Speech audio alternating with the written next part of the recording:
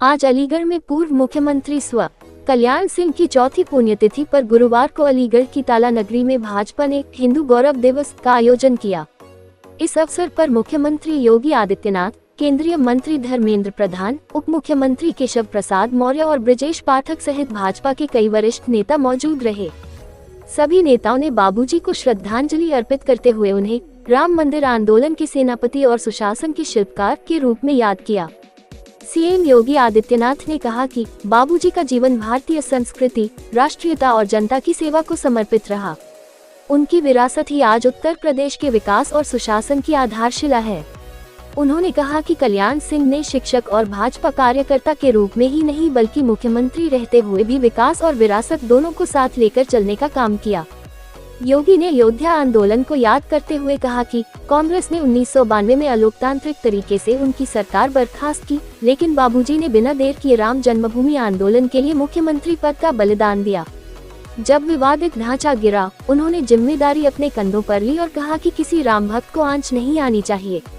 मुख्यमंत्री ने विपक्ष पर हमला बोलते हुए कहा कि पीडीए परिवार विकास अथॉरिटी के नाम पर समाज को बांटने का काम करने वाले वही लोग हैं जो कभी दंगे भड़काते थे और हिंदू त्योहारों पर रोक लगाते थे।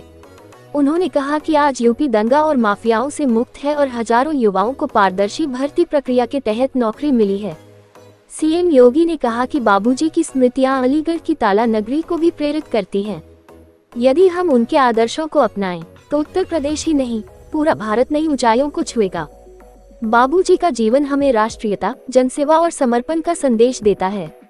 इस मौके पर उप मुख्यमंत्री केशव प्रसाद मौर्य ने कहा कि सपा की पीडीए नीति फूट डालो, राज करो की राजनीति है।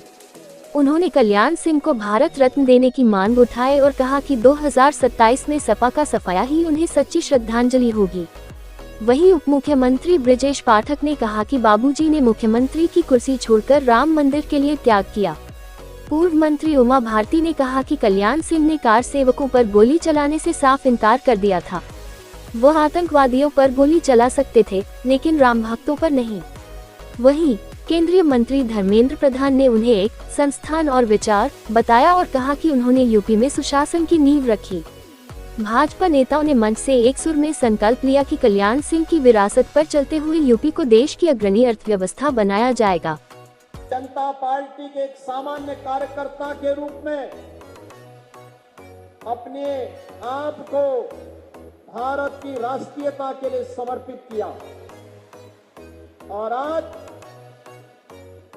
जिस भी क्षेत्र में सरदेव बाबूजी को कार्य करने का अवसर प्राप्त हुआ, उन्होंने अपने आदर्शों की एक छाप छोड़ी। 1977 में स्वास्थ्य मंत्री के रूप में स्वास्थ्य सेवाएं कैसे होनी चाहिए,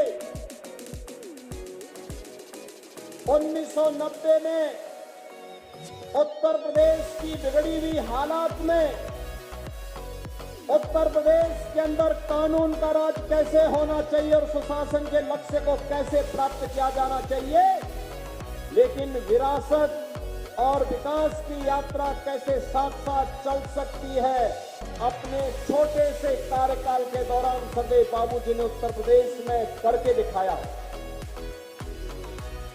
और उसके उपरांत जब उनकी चुनी हुई सरकार को लोकतांत्रिक तरीके से उनके ऊपर गिरफ्तारी की फरमान निकाला, वारंट निकाली। उमा भारती जी ने क्षण भर भी नहीं लगाया।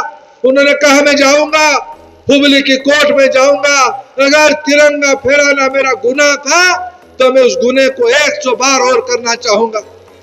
इस पल पे उन्होंने तिरंगा के खिलाफ जो षड्यंत्र हुई थी उसको सामना करने के लिए हुबली गई थी। जब हुबली गई थी तो मुख्यमंत्री पद में बैठ के नहीं गई थी, मुख्यमंत्री पद से इस्तीफा दे के गई थी।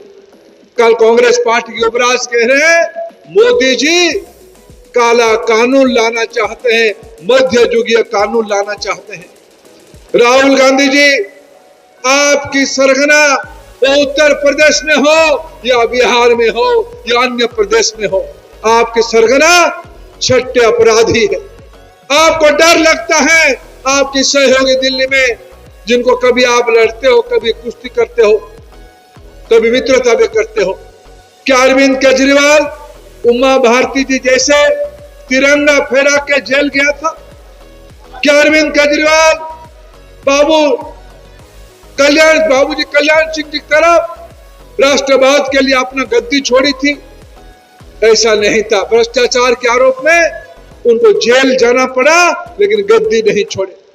मित्रों, आज सही श्रद्धांजलि कल्याण सिंह जी को यही होगा जिन मूल्यों को लेकर लंबी समय लड़ाई किए थे, जो सुराज के लिए उन्होंने लड़ाई किए थे। आज वो आदर्श उत्तर प्रदेश में हो योगी जी के नेतृत्व में, या मोदी जी के नेतृत्व में दिल्ली में हो, उस आदर्श को आज हम पूरा कर रहे हैं। वही कल्याण सिंह जी के लिए सही श्रद्धांजलि होगा। अंत में और एक बात कहूं, कल्याण सिंह जी पिछड़ों की नेतृत्व की हिमायतकार रहे, वंचितों के नेतृत्व की वो अगुवाई करते थे, स्वयं वो अपने हम लोगों के लिए प्रेरणा थे। आज मोदी जी उस आदर्श को आगे बढ़ाते हुए अभी आने वाले 9 तारीख को देश के उपराष्ट्रपति की चुनाव होगा।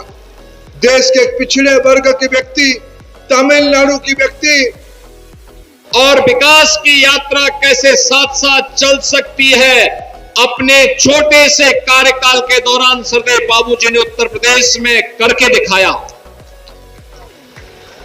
और उसके उपरांत जब उनकी चुनी हुई सरकार को अलोकतांत्रिक तरीके से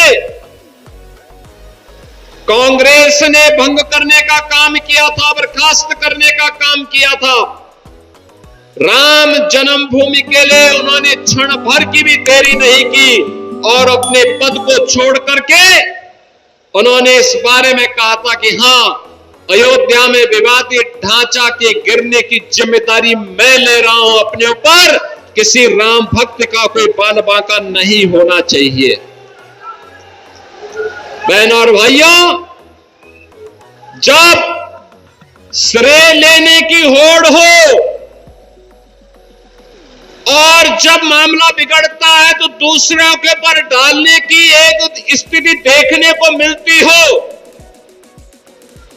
उन स्थितियों में बाबूजी ने उस समय सारी जिम्मेदारी अपने ऊपर लेकर के गुलामी के ढांचे को, उसकी जो गति होनी थी उसको दुर्गति तक पहुंचा करके श्री राम जन्मभूमि में भव्य मंदिर निर्माण का मार्ग प्रशस्त किया है।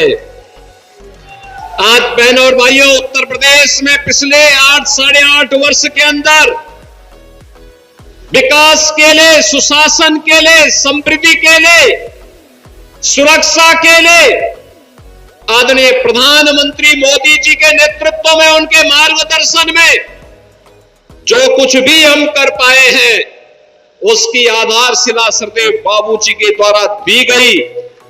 1990-91 की और 1996, 97, 98 में उनके द्वारा जो सरकार बना करके जो न्यूज की आधारशिला रखी गई थी, उसी आधारशिला पर आज डबल इंजन की सरकार कार्य करते हुए, उन आदर्शों को अंगीकार करते हुए आगे बढ़ाने का कार्य कर रही है।